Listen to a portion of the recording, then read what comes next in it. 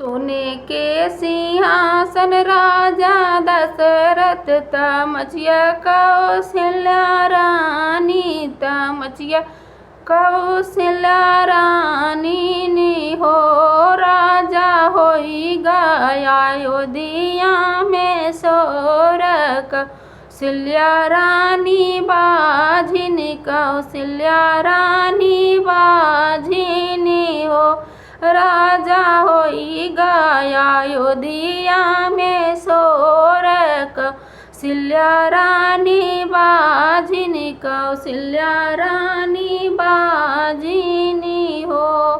राजा कहीं न लेता दूसरा बियाह सुमित्रा हमारी बहिनी सुमित्रा हमारी बहिनी ने हो राजा कैले हैं दूसरा बियाहवा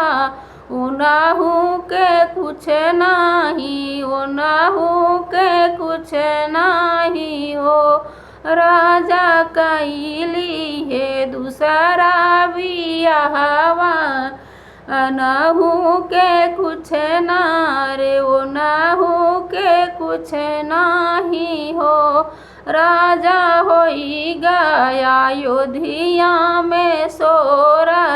दूनौरानी बाझिनी हो रे दूनौरानी बाझिनी हो राजा होई गया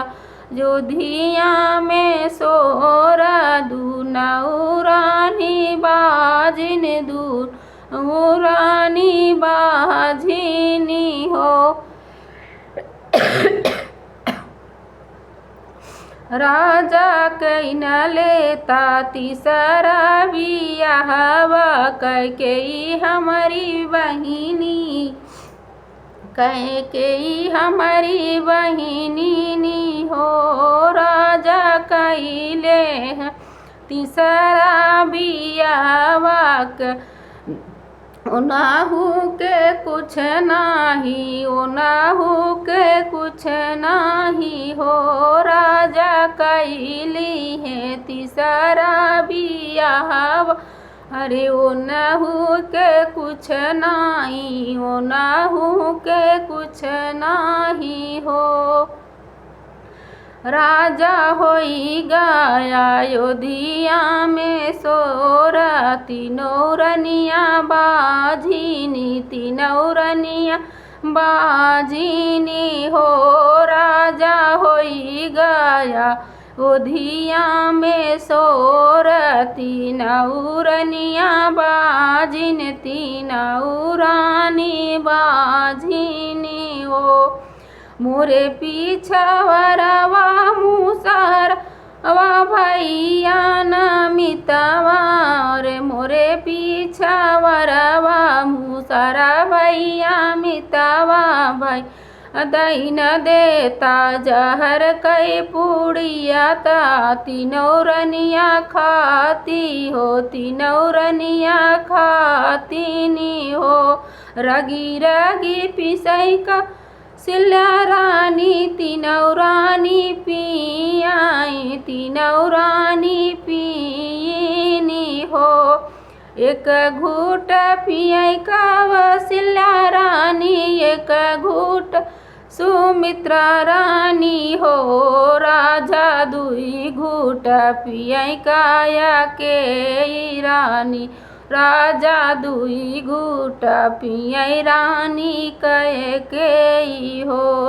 तीनों रानी गर्भ भाए कौशल्या के जन्म है राम सुमित्रा के भाई लक्ष्मण सुमित्रा के भाई लक्ष्मण हो के भरत भुवन महल उठे सोहर महल उठे सोहर हो राम सुमित्रा के भाई बलवैया लक्ष्मण के भरत भुवन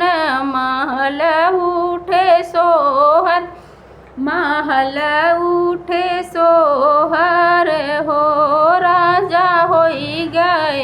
अयोध्या में शोर, महल उठे सोहर, महल उठे सोहर हो।